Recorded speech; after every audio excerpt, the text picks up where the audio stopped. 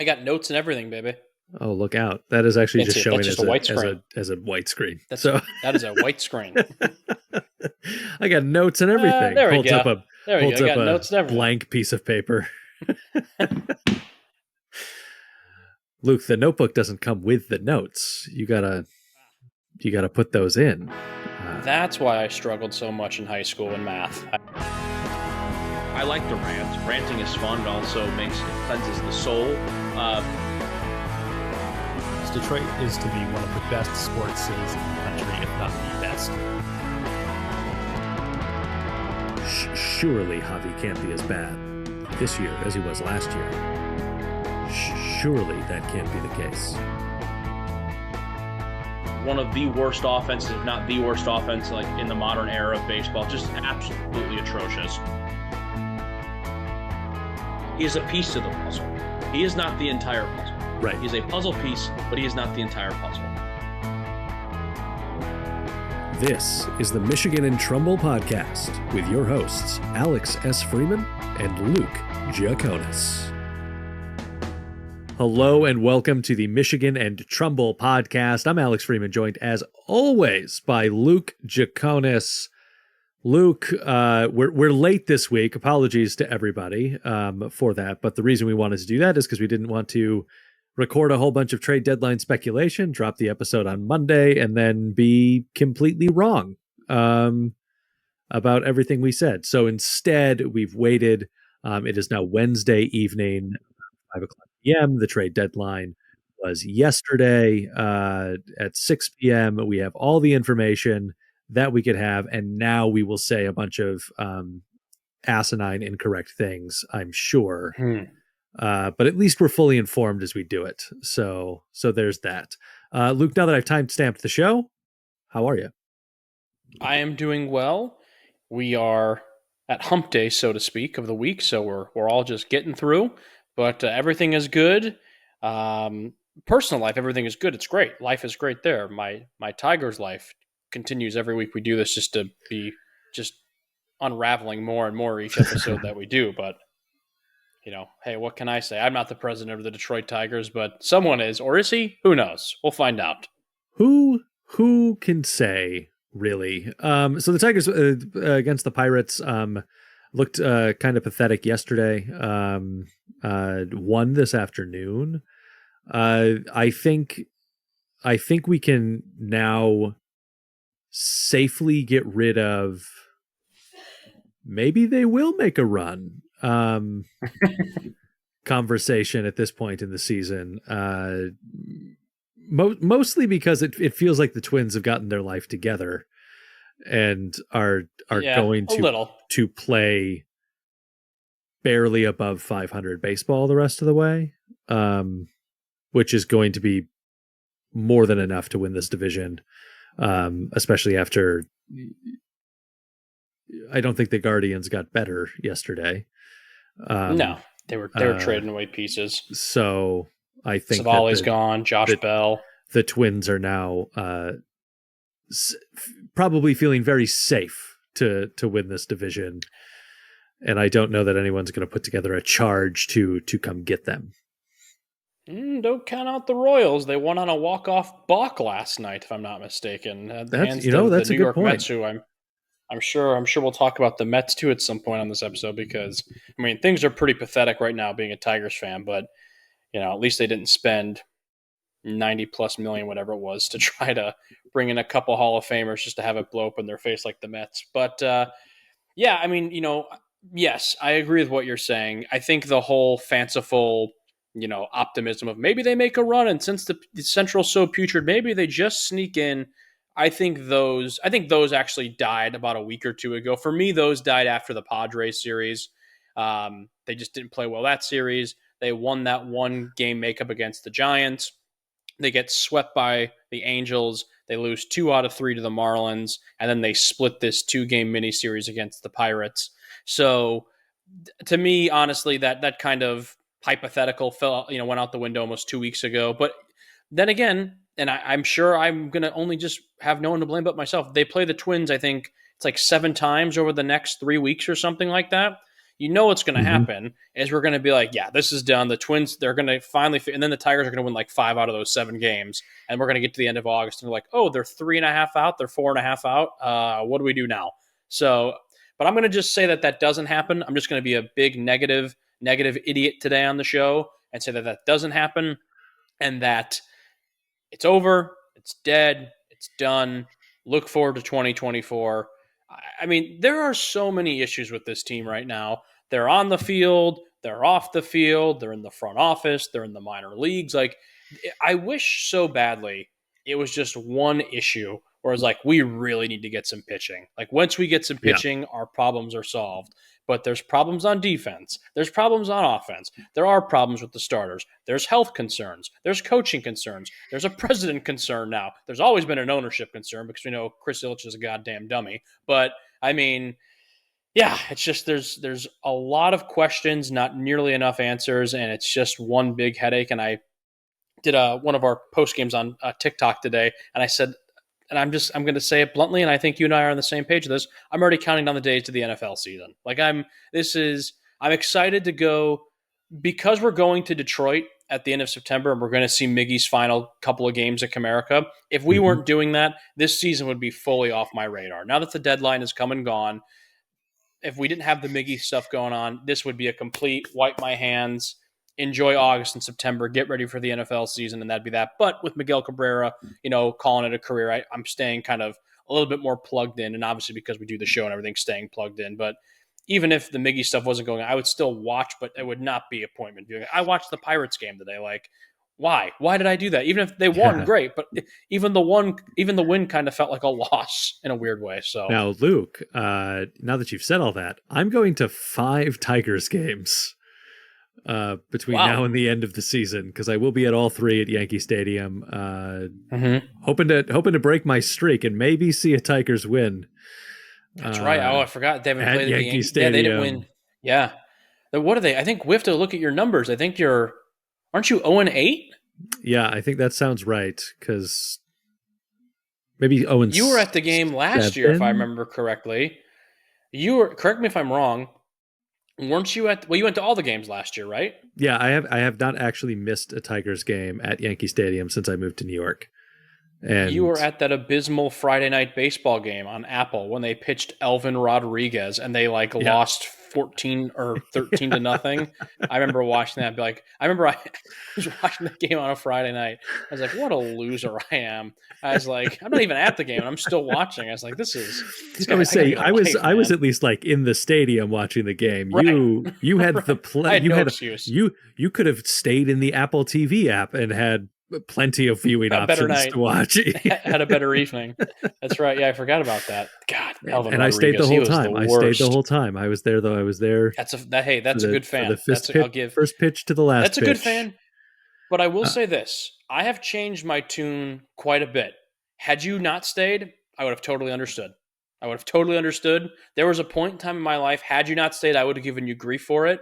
But I have, first of all, just realize, well, maybe, okay, not baseballs have to be every second of every life of your day, a little bit, but also it's like when you go through as much heartbreak and depression we have as Tigers fans, I totally get it. You could have left at the 3rd inning and gone and gotten a slice. I'm like, yep, that's the right idea. Good for you. But yeah, no, you know what? Speaking of games real quick, you're going to the Yankee games coming up. Tigers were in Miami this past weekend. I almost on Sunday morning had a spur of the moment purchase and bought a ticket to go to the Sunday finale. Cabrera played all 3 games, so I could have seen Miggy, and that kind of ate at me a little bit, but then I remembered I'm going to see him play his final 2 games at Comerica in September and October, so I took solace in that. But I almost bought a ticket and drove out to Miami. It's about an hour and 50 minutes from Naples or so from my apartment and everything. And I didn't do it. And I was like, I had to go, and I ended up going into work last minute, and then I watched the game from home. And as I was watching it from home, I was like, man, this probably would have been a pretty fun game to go to. And then they started blowing it. And I was like, oh, no. Whatever, like a 5-2 lead or whatever it was turned to a 6-5 or a 5-4. And then they had the 6-5. Then they lost 8-6. And I was like, that would have been a miserable car ride home. Just brutal. Yeah. Especially because it's not like when I watch them get blown out at Yankee Stadium, I have like right. it's like a 20-minute walk back to my apartment, as opposed to correct. And it's usually a lovely night. You know, it's there's something that's romantic about walking in New York City. Driving, usually it's all the smell of dry pee from Miami back to your home would not be fun. Just like dealing with traffic, not as magical as that romantic night in New York that you just described. So that's for sure. I would have just been pissed off at my Civic, just speeding down 75, swearing aimlessly.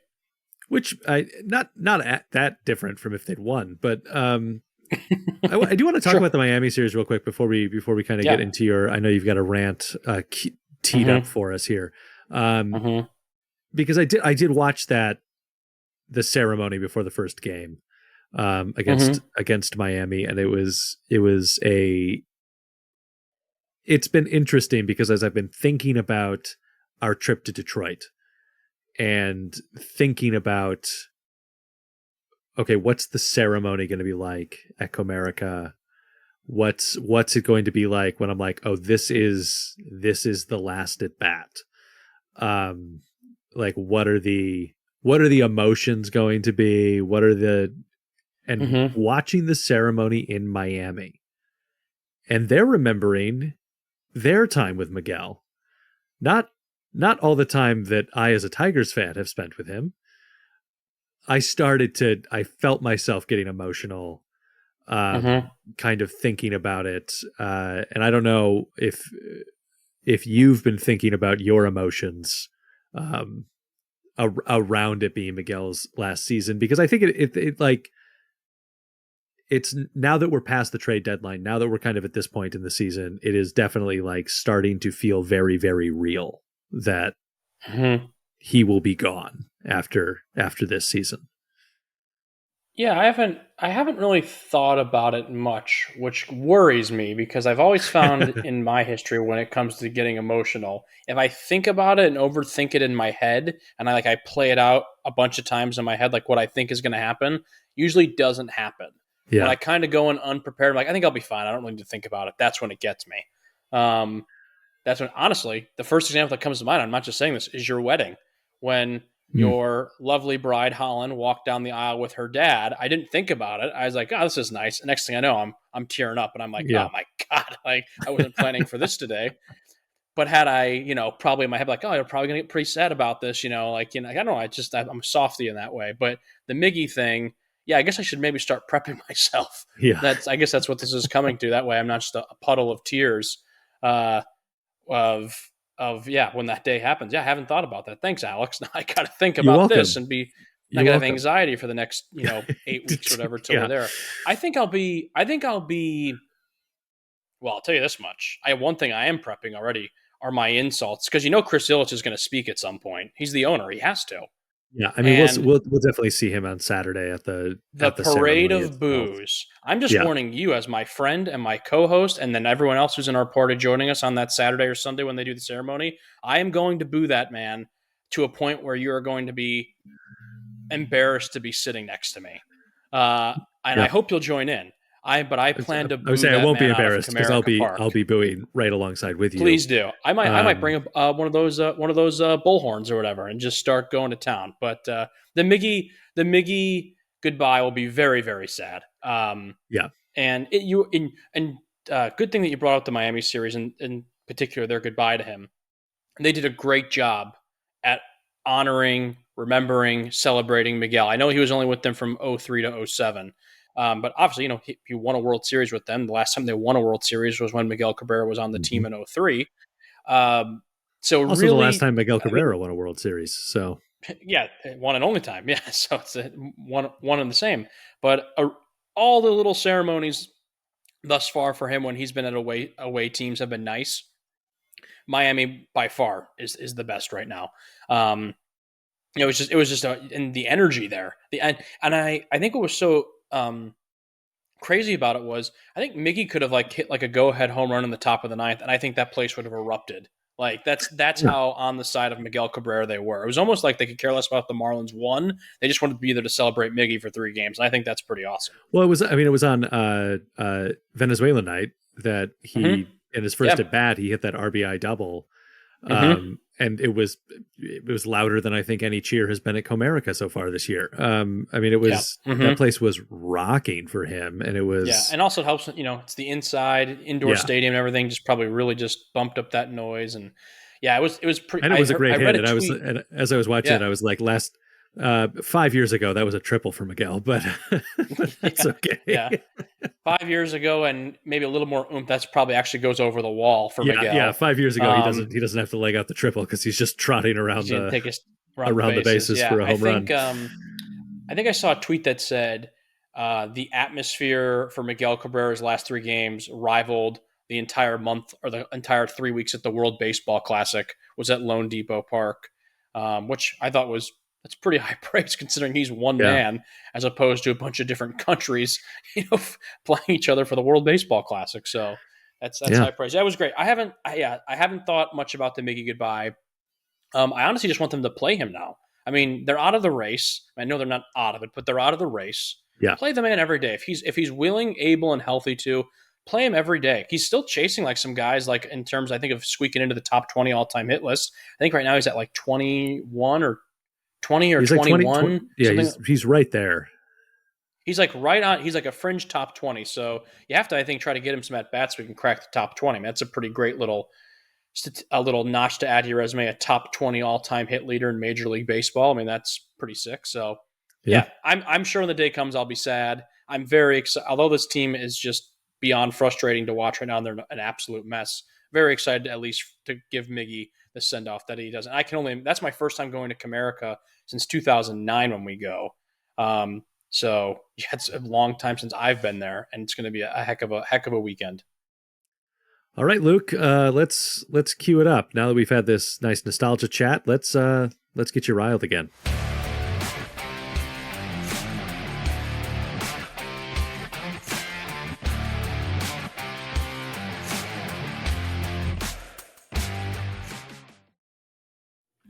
As if I didn't just blab enough for the last 17 minutes, he kicks the floor right back over to me to make an even bigger ass of myself.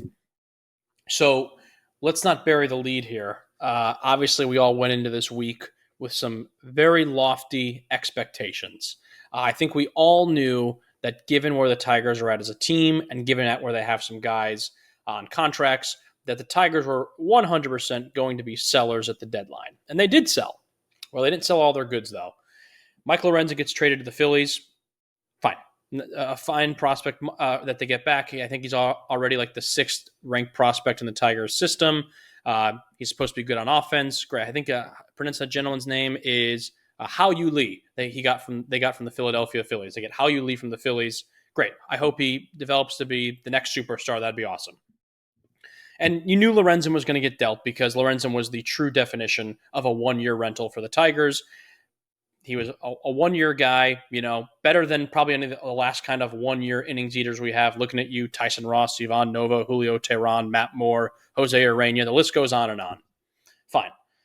Eduardo Rodriguez, though, was different. And I want to start off by saying this. We all know what happened. The rumor is Eduardo Rodriguez, a deal was in line for him to go to the Dodgers. It sounds like at the 11th hour or so, he backed out.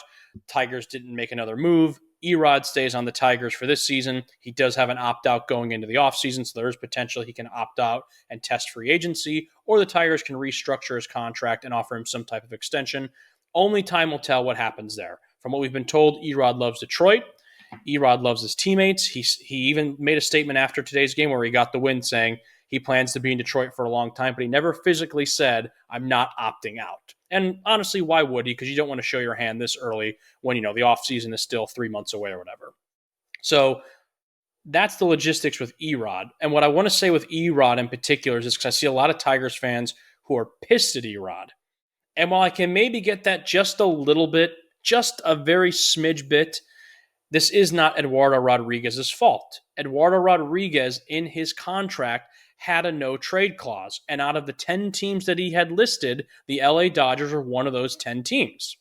So Eduardo Rodriguez was well within his contractual rights to do what he did. I'm not mad at Eduardo Rodriguez. I'm not mad at Eduardo Rodriguez at all. I am very upset was Scott Harris. Because in my opinion, Scott Harris just showed us all that he is the most unprepared, disorganized president in Major League Baseball. Look, if a great deal was coming down the line with the Dodgers, fantastic. And if at the 11th hour Eduardo Rodriguez pulled the rug out from underneath you and said, I don't want to do this deal, even if he said earlier in the day that he was into it, but the last second he changed his mind, you're telling me that Scott Harris didn't have 4 to 5 backup plans ready to go in the event that that happened? Get out of here. Get out of town if that's the actual case. This was such a blunder by Scott Harris. It was a missed layup on something that should have been a slam dunk, and he completely shit the bed. And this is probably that I can think of in recent recent trade deadlines, where there's usually a high demand for batters. Pitchers this time around, it seemed in particular starting pitchers is what so many teams were after. The Dodgers, the Orioles, the Marlins, the Diamondbacks, the Rangers, the Mariners were Mariners, Blue Jays. The list goes on and on and on. The Tampa Bay Rays. You're telling me that Scott Harris put all his eggs, as it seems, in one basket for Erod to go to the Dodgers? It blows up in his face, and that's it?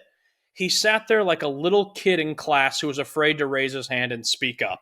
And it's like, dude, you're the president.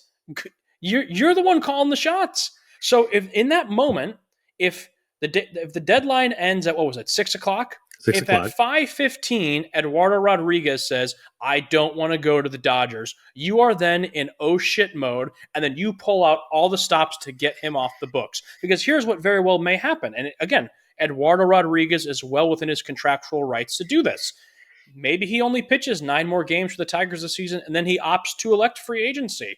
If that happens and he walks, Scott Harris just had the biggest blunder maybe in the history of the Detroit Tigers. And that's saying something considering who his predecessor was. That's saying something, So, look, I'm really upset with Scott Harris, and I'll kick it back to you in a second because I don't want to monopolize the chat. But I just, to me, Scott Harris is 0-2 as the team's president right now, and they're 2 big 0-2s.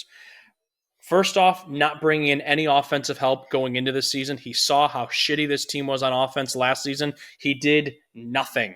He did absolutely nothing. I know Andy Ibanez has been fun from time to time. Same thing with Zach McKinstry. He looked at a historically bad 2022 Detroit Tigers offense and says, I know what'll help this team. Tyler Nevin. I'll bring in Tyler Nevin. He'll solve all the problems. He did nothing. He sat by and he did nothing. And then he did the same thing yesterday as far as I'm concerned with the trade deadline. He sat by and he did nothing.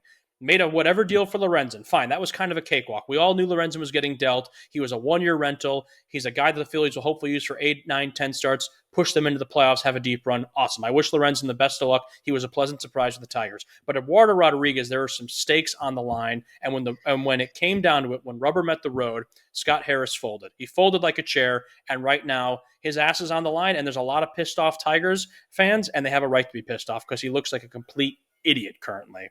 So I hear all that. I hear it. I don't necessarily agree with it. And I also, maybe that's the wrong way to phrase it. I hear it, but I'm reserving judgment. Because a lot of the judgment of this moment at the trade deadline with Erod does come down to the ultimate resolution of, does he opt out at the end of the year or does he stay with the Detroit Tigers? Because obviously if Scott Harris is looking at this situation and he and Erod have had conversations where he feels 90% plus confident that Erod is not going to opt out at the end of the season, that changes the calculus around the trade deadline, in that it's not a what can we get, it's like this has to be the absolute right deal for us to move forward and move Erod when we are relatively confident that he is going to remain under team control and as a Detroit Tiger, and or at least give the Tigers the if he does opt out, first offer on a new contract. Yeah. And obviously, if he opts out and he goes away, then it is a disaster. Truly, it is truly a disaster. And Scott Harris has completely whiffed in this moment. But obviously, the Dodgers probably came with something really strong. If Scott Harris is working on this deal, knowing about the opt out, knowing about the no trade clause to the Dodgers. So it had to look good. I also think the Mets becoming sellers really like shifted this market in a weird way. Because suddenly Erod, though by the end of the day, Erod was the best available pitcher by far in the market, for much of the like big deals, suddenly Max Scherzer's available. Suddenly Justin Verlander's available.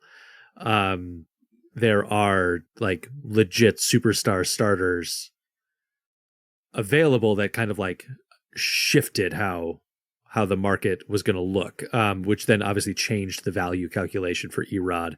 What should we be expecting to get in return? Which like the Scherzer trade kind of set the market. And so you start to look for those options. And so suddenly, if those things aren't available and you have a relative reassurance from Erod that he is going to stay in Detroit, I can see not moving him for anything less than actual value, top value that you could get in that return for a pitcher of his caliber, especially if you have had those conversations where it's okay, great, Erod, we want to build a rotation around you. And so if you stay, here's our plan going into the off season to acquire some more starting pitching, plus these young guys that are getting better and healthier as we come into the second half of the season. So I hear it. I don't fully disagree with it, but I do kind of, I personally reserve judgment on what Scott Harris was doing until we actually know if Erod is going to stick around at the end of this year. Well, that's the $1 million question. And again, I think that's fair to see. Let's wait and see. Now, I feel like, to be fair, that's what we've been saying the last 8 years with this team. Let's wait and see what happens. So you'll have to forgive me and a lot of other Tiger fans if we're a little bit tired of saying, well, let's just kind of wait and see what happens. Hopefully it works out our way. There hasn't been a lot of, glowing reviews of that working out in our favor, in past history. One thing I will point out is the age factor. They do choose to extend Eduardo Rodriguez, which I'm not against. I even said in our group chat, I said, hey, if worst comes to worst, they don't deal him, and if he decides to stay in, I'm okay with that. I think Eduardo Rodriguez still can be a part of this overall puzzle for this team. It's always going to be the what if game, though. What if they traded him? Who are they going to get it back? And at some point down the road, that trade is going to leak out of who the Tigers could have potentially gotten back. 4 or 5 years down the road, when whoever those names were are obviously then blowing up and being superstars, because that's how it always seems to be for the Tigers. I will retract one thing I said from my rant. I said that if Erod ends up leaving and walking, it would be the biggest blunder in Tigers trade deadline history. And although in the moment I was riled up when I said that, Avila made a lot of stupid ass trades. I mean, this will be bad. This is in my opinion probably a top 3, a top 5. But I'm thinking about Justin Verlander and JD Martinez right now, and I'm going, woof, not great at all. But yeah, I mean, if Erod ends up walking, I think, Scott Harris is going to get crucified. I think he already is getting crucified. And I think, and to that extent, I do think it's warranted, because I understand what you're saying. Let's roll the dice. Let's see what happens. But he's already taking a risk when he really didn't need to. You're telling me that, I guess what I would just love to know, and we're never going to know, but I would just love to have known, what is the backup plan? You have to have a backup plan, or 2 or 3 or 4 or 5. Like, if something happens, like, you can't just tell me it was all or nothing on the Dodgers. Like, what were those other moves late? And if at the 11th hour, you have to do some fancy footwork and renegotiate or kind of rethink some of those moves, you do it, because now if you get a kind of slightly altered trade that you weren't thinking about doing an hour prior to the deadline done, you've made the move. And I get it. You don't just want to give away guys, for a half-used thing of big league chew, but like you also don't want to be stuck in a situation that you're currently in. Look, let's call it how it is. His job is tough. It is a tough game. You're going to draw a lot of criticism. You're going to draw a lot of critiques. But at the end of the game, that's what he signed up to do. So it is what it is. He knows what he was getting into, but also the age factor. If they choose to restructure a contract with Rodriguez, he's 30 now, so he'll probably be 31 by the time he's going into his newly restructured deal with the Tigers. So I don't know. I've said this, and my tune has not changed at all, but if the Tigers choose to keep Erod, that's great, but Erod is not your ace. He's not. He's a 3 or 4, probably in most rotations, and that's what he should be in yours. Quit relying on Eduardo Rodriguez to be the next Justin Verlander. He's never going to be that. He's never going to be the next Max Scherzer. He's never going to be the next Jack Morris. It's not going to happen.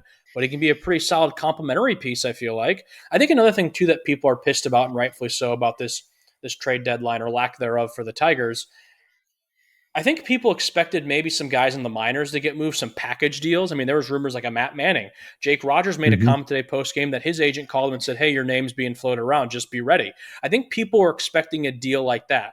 I don't know if you noticed, but the Erie Seawolves tonight are starting Alex Faedo and Donnie Sands, and they did that kind of in preparation because they felt like Erie might have been kind of taking some guys, so they need guys to fill the spots for tonight for the game. But all that obviously never came to fruition. So I think people were expecting some more tight moves like that. There's I was getting rumors. I got a buddy of mine who's a big O's fan, and he was texting me saying, "Oh, their AAA team just pulled out a couple of guys tonight from the lineup and whatnot." And I'm sure that happens maybe all across baseball. It's not just with the Tigers, but I think the fans, and I'll even group myself into that, were expecting some more kind of crafty trades. And it was honestly a 1-for-1 rental trade and a swing and a miss. And I think that's why people are so angry right now. And to be fair, I'll give Scott Harris this kind of amount of credit. He's damned if he does. He's damned if he doesn't.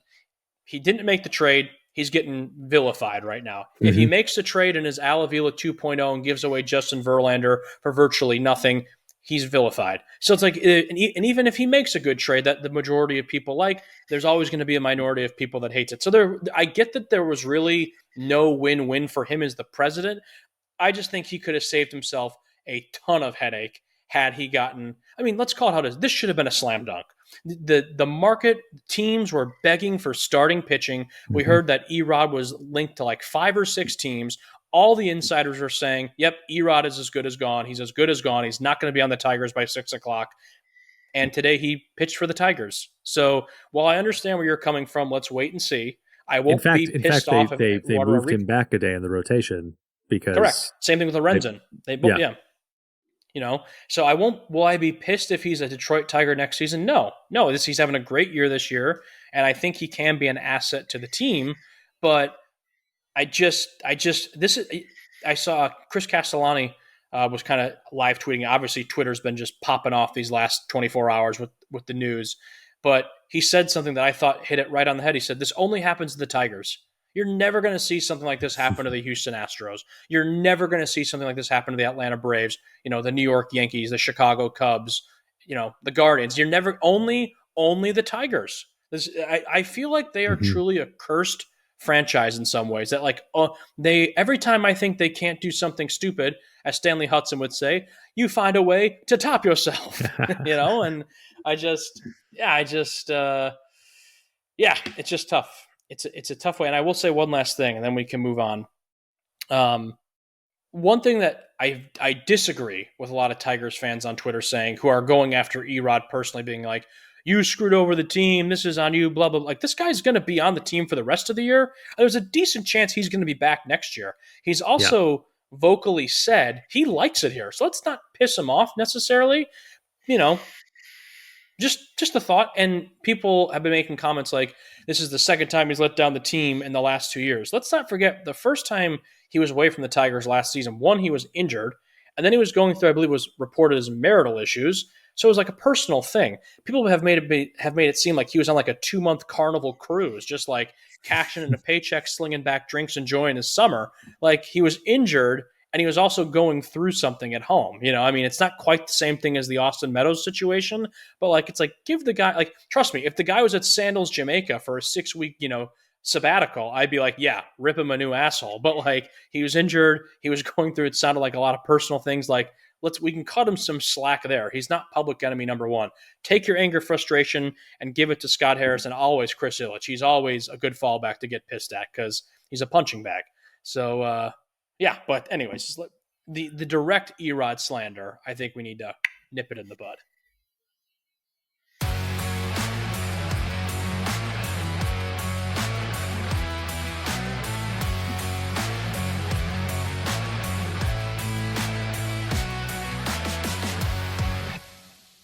That's going to dovetail us into the main entree of the show today, where we're going to answer the question: who the hell plays for this team?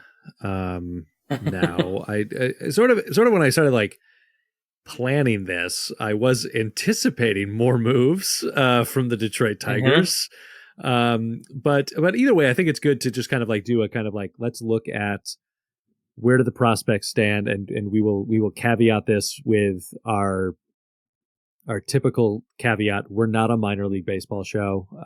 We aren't following this particularly closely, but we want to just kind of like get the information out there. One thing also I want to shout out to our friend of the pod, Don, who asked some very specific questions about two guys from the University of Connecticut that the Detroit Tigers drafted, Andrew Sears and I have them both pulled up right now. Why do I just have Andrew Sears pulled up at the moment? Andrew Sears and Dave Smith, a couple of UConn, David Smith, a couple of UConn guys. Andrew Sears is a pitcher coming out of UConn. David Smith, a utility guy picked in the 14th round. Both guys have, I believe, signed with the Tigers, but are able in that new restructuring of the draft, where they have been able to sign with the Tigers, but they also have the option to return to UConn to finish out their college education, continue to play for UConn while they do that, which at the moment it does appear to be what they're doing. So Don Wardlaw, that's where your UConn guys are, probably going back to UConn with a little extra spending money in their pockets, to the tune of $150,000 in the case of one of those extra guys. Beer money for the boys.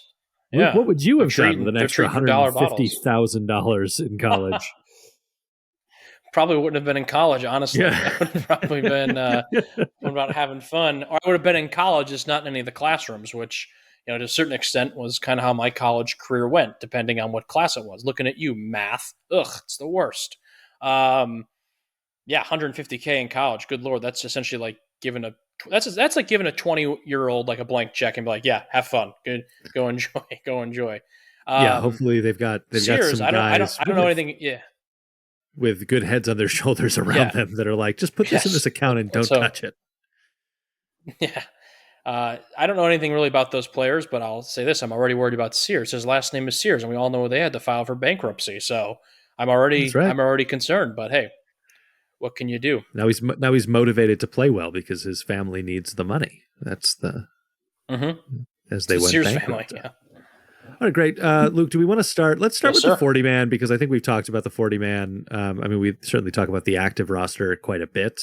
Is there anybody in this 40 man that you really want to drive home as we look at who's around?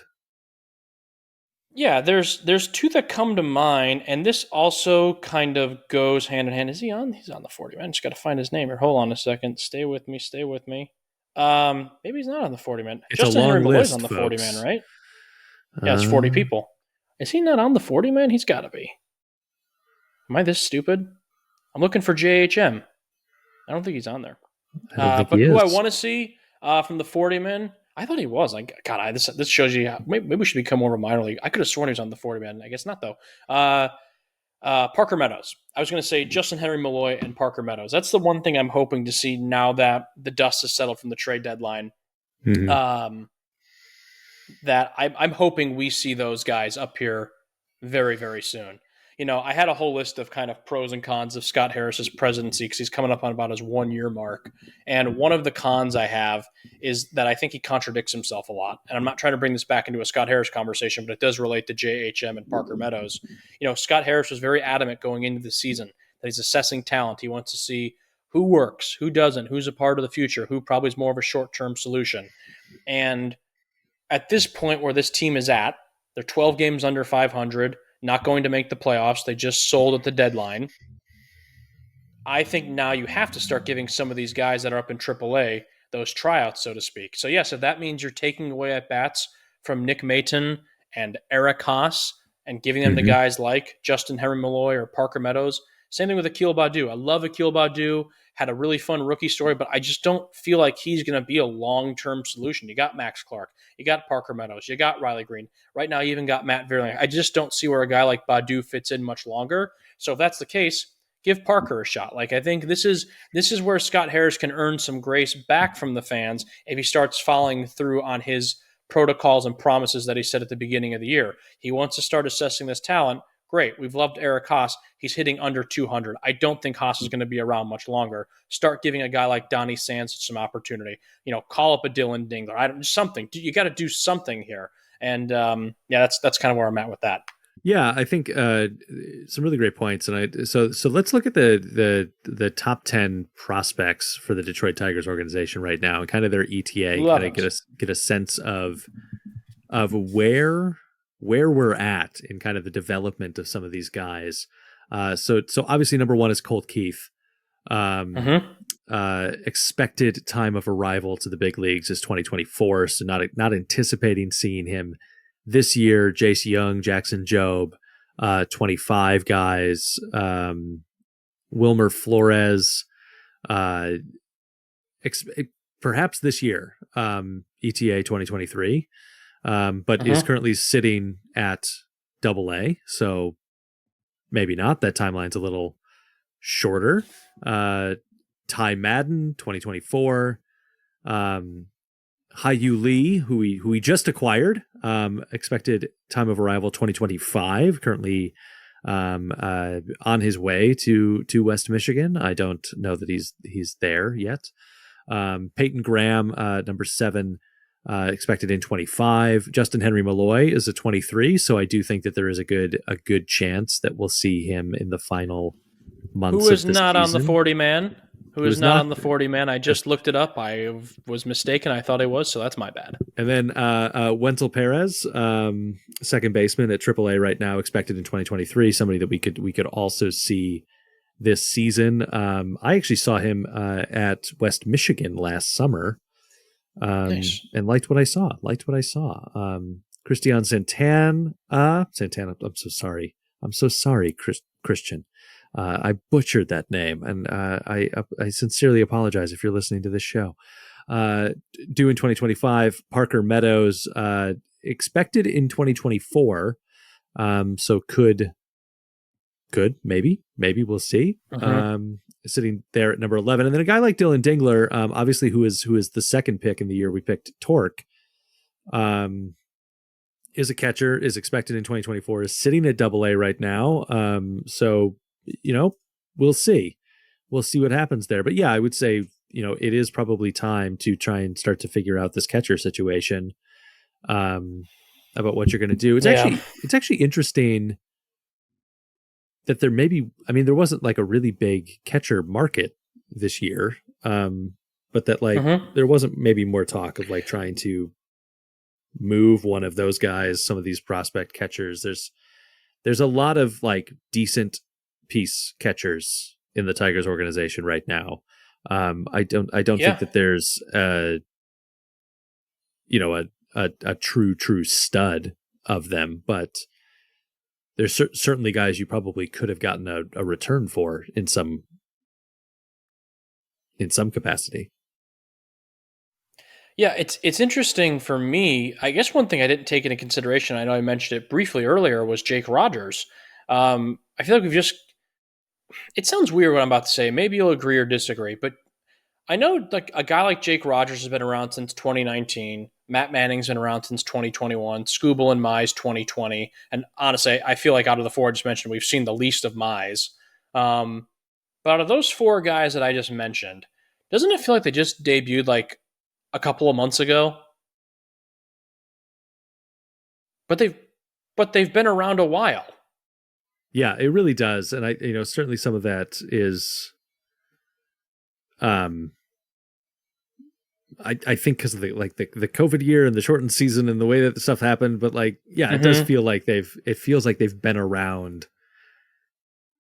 forever. Yeah, and then if you remember Jake Rogers in particular, his story, he came up late in 2019, that abysmal 2019 year.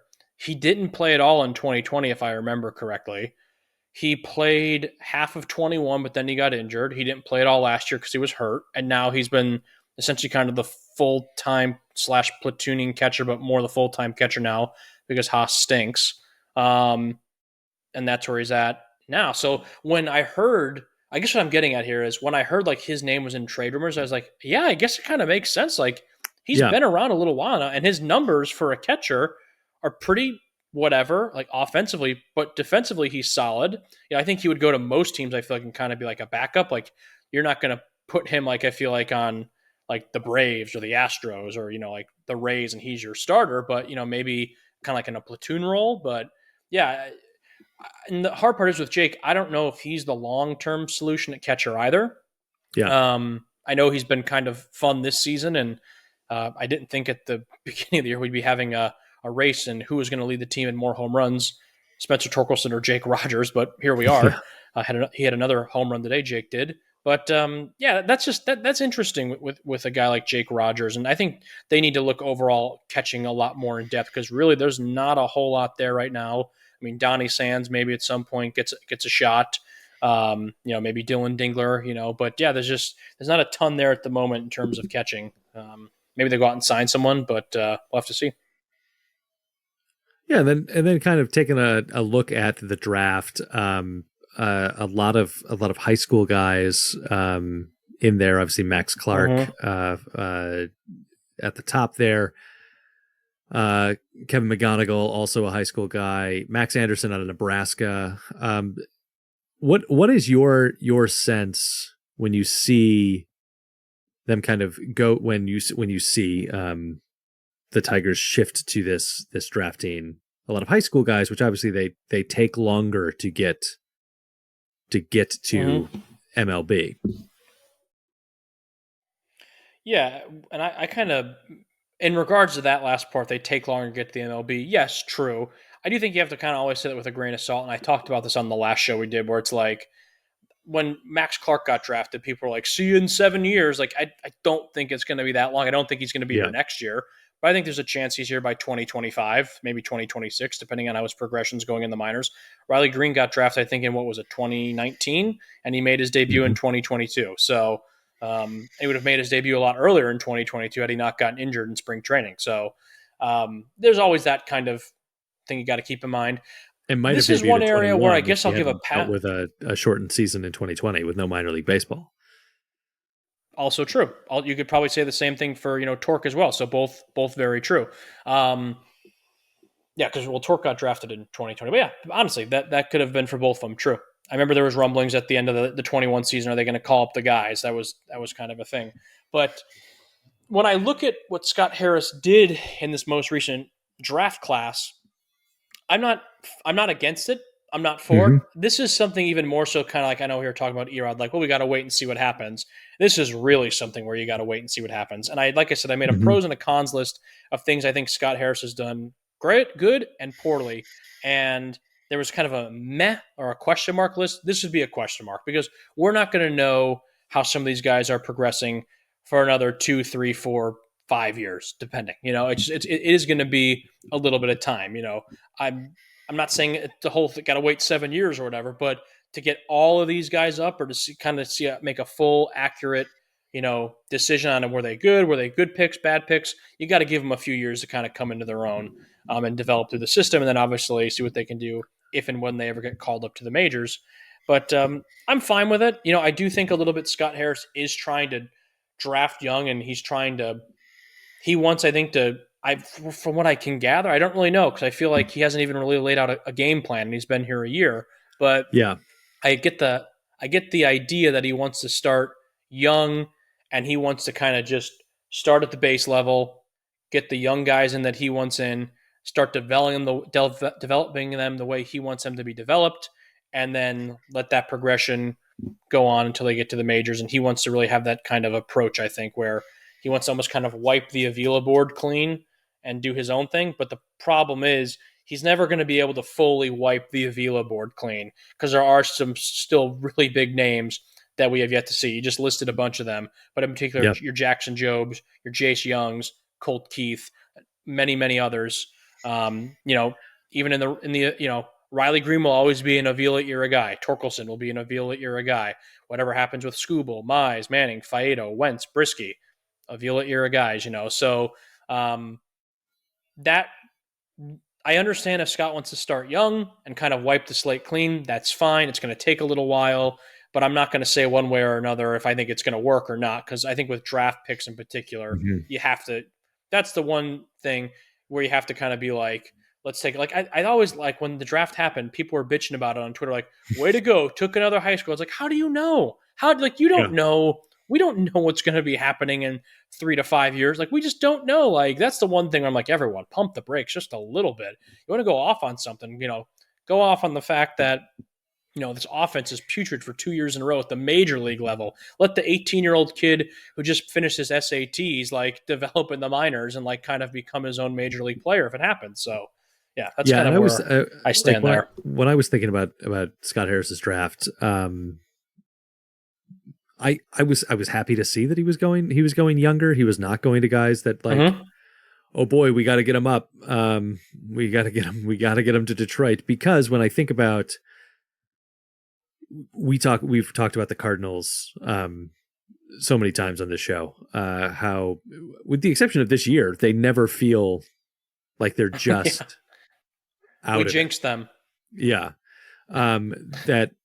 And or the Astros are a great example as well, of just a team that is always pretty dang good, probably going to be able to compete for their division, and make a run at it. And when you look at the big deals that happened at the trade deadline, teams that were competitive, teams that were buyers, teams that were trying to get Justin Verlander back on their team, what you give up in those situations is great prospects, because you can't give up your stars. You're trying to win a World Series with that team and add the piece that it needs.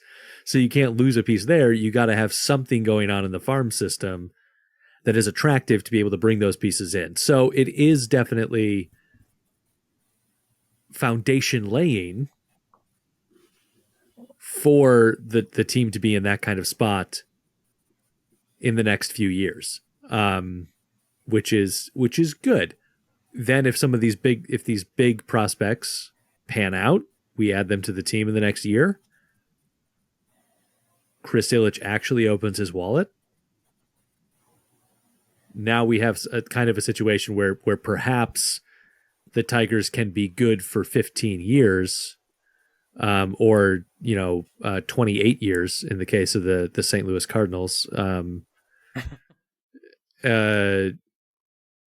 Instead of, okay, great, here's our 3-year window to win a World Series, and now we're screwed for another decade. And right. as much as I want the Tigers to be in win now mode next year,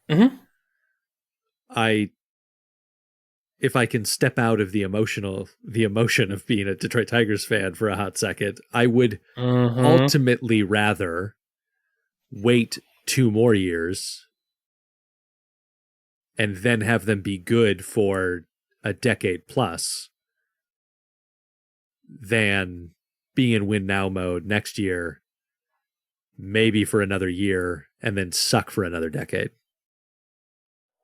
I get that. I do. But here's what I would offer as a counterpoint. You obviously, can I make a offer a new term? We don't need to be in win now mode. Can we just be in compete now mode and not go into a season being like, wow, 73 wins would be pretty sick. That'd be pretty awesome. Like, you're in the AL Central. It's the worst division in baseball. I'm not asking you to go out there and win 110 games, but hey, can we maybe settle for 83 to 85? Like, is that Which realistic? Is probably good like, enough it's not to win the going to take division. much. It's not going to take much more than that to win the AL Central. Twins suck, Guardians suck, we suck, White Sox suck, Royals suck. It's a big suck fest in the AL Central, and those are just the facts. So while I don't think you need to be necessarily in win now mode, let's just be in compete now mode. Let's be in competent baseball mode now, now mode. So I think that one thing, too, that sometimes gets a little bit lost in the fold, it's not so black and white. It's not where, Chris Ilitch has to go out this offseason and spend $300 million to bring a World Series contender to the city of Detroit, because buy-in doesn't always mean you're winning. Just look at the New York Mets. Mm-hmm. And I think there can be a happy medium where, yes, you go out and make some calculated risks on the free agent market or via trades during the offseason, but then you also wait for some guys to come into their own. Believe it or not, as much as this team pisses me off, there's a couple guys on this team, mainly going to lead with Riley Green, who could be a contributor for, I think, seasons to come. I think maybe not so much in terms of seasons to come, but next year, let's say specifically, I think Riley Green. Yep, absolutely. A guy like Matt Vierling. Yep, absolutely. Jake Rogers to an extent. Yeah, sometimes Spencer Torkelson is real hot, and then sometimes he's real cold. But I think Torque obviously is going to be around next season. We want to get rid of Javier Baez. I don't think he's going anywhere. So those are just the facts there. Pitching-wise, Jason Foley, Alex Lang, although I don't know what the hell is going on with Alex Lang today. The bottom of the ninth in Pittsburgh got 2 easy outs. Then he literally had the winning run come to the plate with, I don't know how the hell he did it, but he did it. So that needs to kind of be looked at. Tarek Skubal is going to be good. Maybe Eduardo Rodriguez. Who knows how that saga wraps up. You're getting back Casey Mize next year. Mm-hmm. Matt Manning is hot and cold. A guy like Bo Brisky maybe fight. Like there are some pieces now. You go out, add a couple in the offseason, and then you hope a couple of these prospects that are in AAA, a Justin Henry Malloy, a Colt Keith, a Parker Meadows, a Ty Madden, they come out, they contribute. Like it can be like a nice kind of symphony. It doesn't have to be like just all in one, it's all one or nothing with the free agents or all with the prospects. It can be a mixture of all these kind of different elements that make it work. And then when those elements work, then you're in my opinion, compete now mode. And I don't think that's too much to ask. That's what I'm looking for as a Tigers fan. Just to not go into a season's prediction episode in March of 2024 and be like, yeah, I got the Tigers finishing 4th this year. I don't think that's too much to ask after all this time. And I think that's kind of where my frustrations lie the most.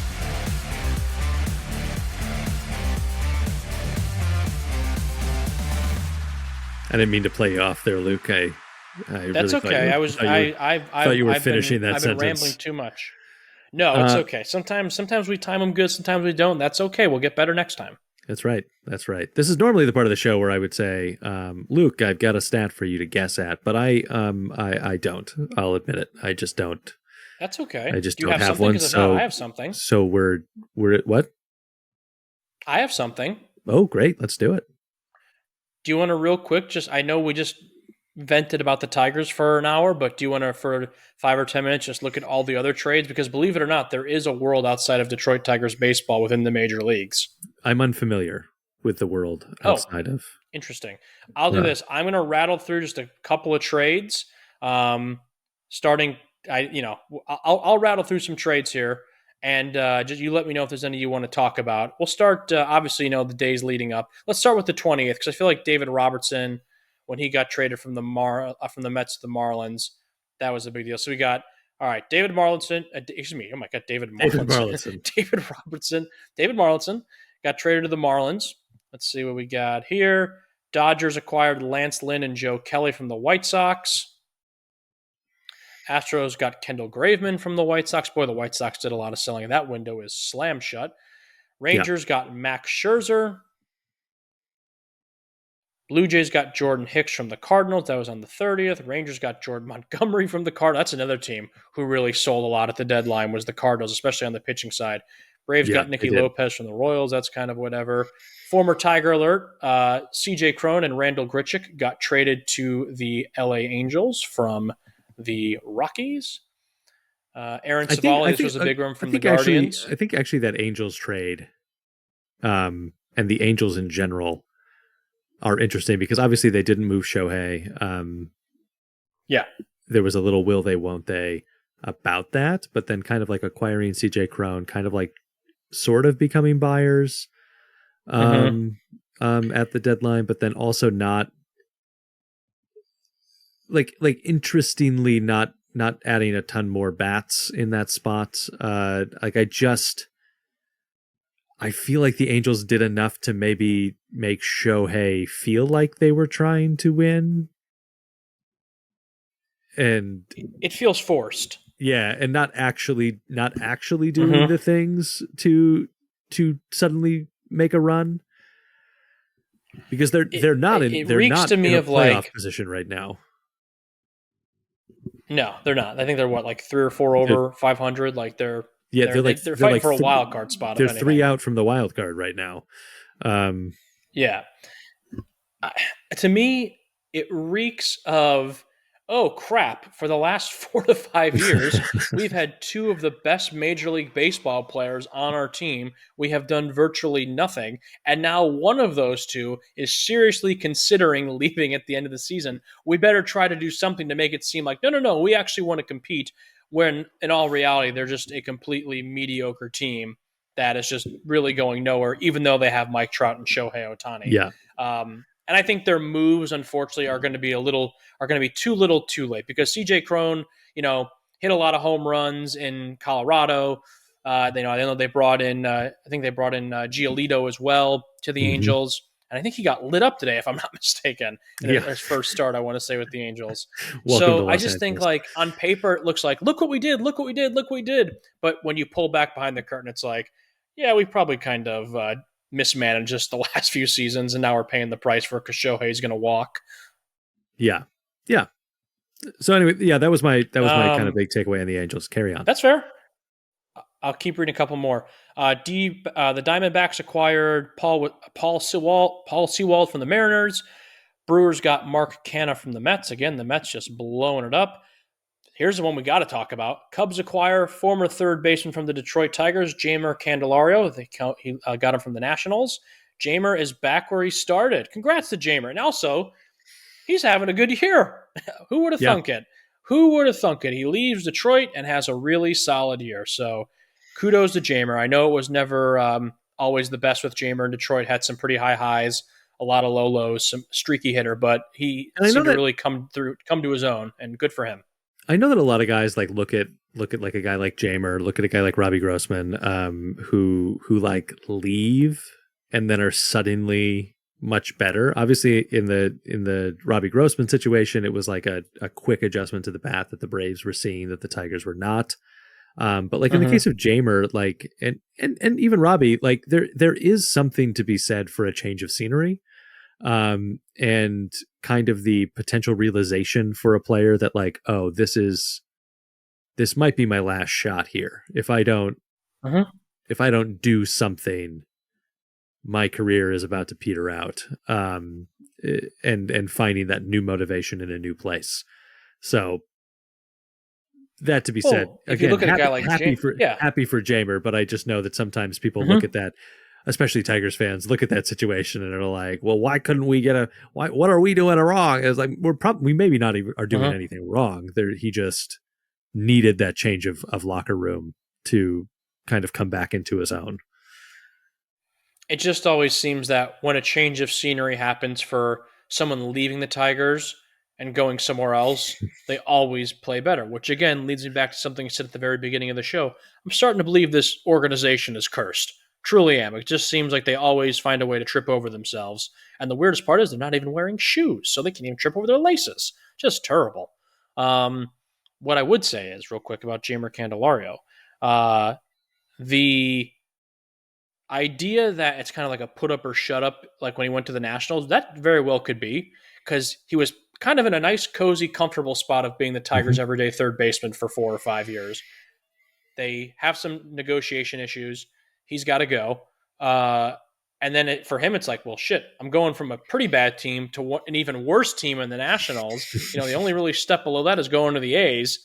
And he, rose to the occasion, got traded to the Cubs, and, he's looking good. Now he'll probably, depending on how he performs playing with the Cubs, first base.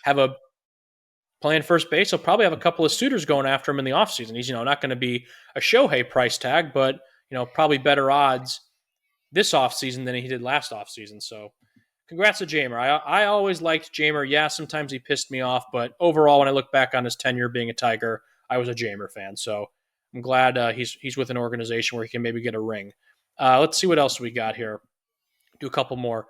Diamondbacks, again, very busy. They got Jace Peterson from Oakland. Royals got Tucker Davidson. That's a no who cares trade from the Angels.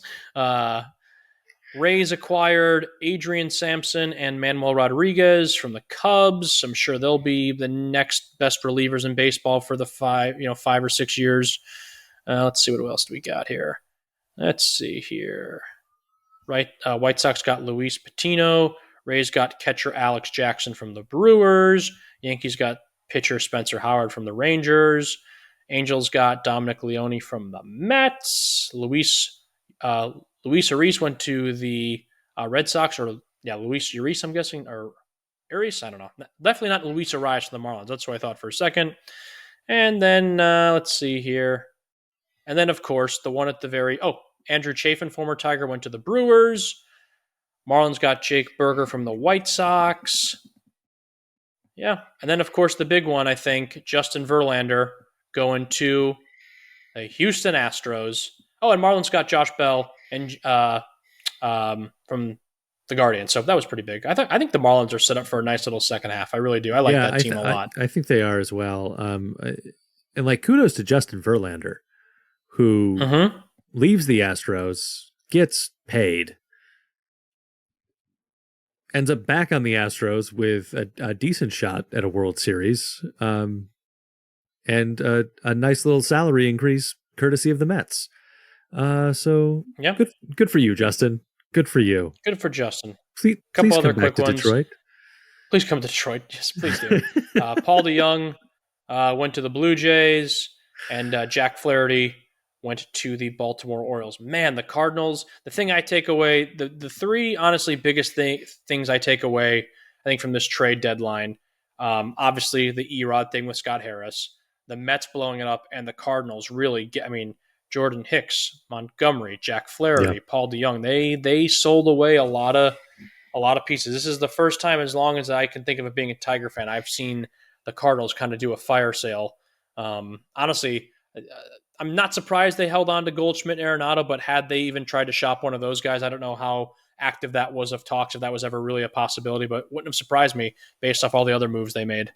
Yeah, and I think the amount of selling the Guardians did was a little surprising to me, just because the Central is so bad that you don't need to add much to a decent roster to make a run at it, and so it was a little surprising to me to kind of see them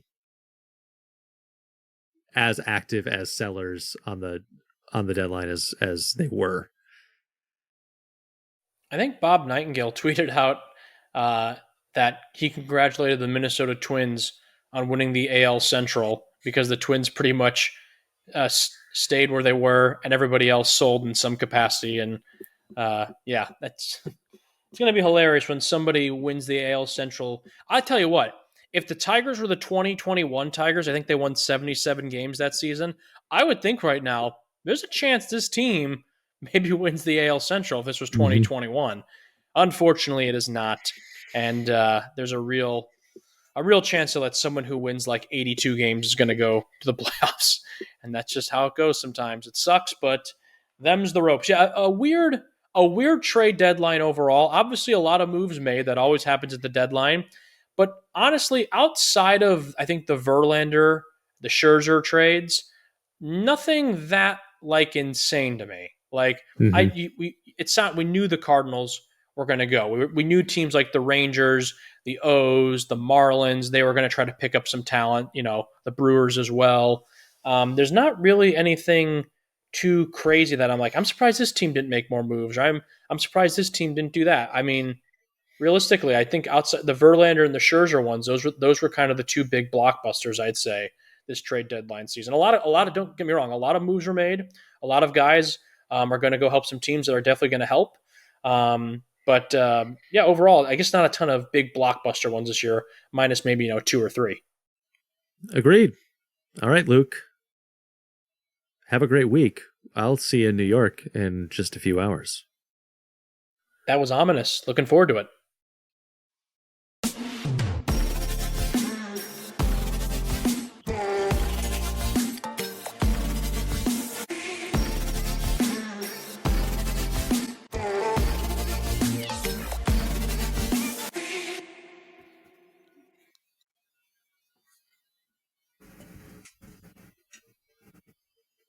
Good stuff.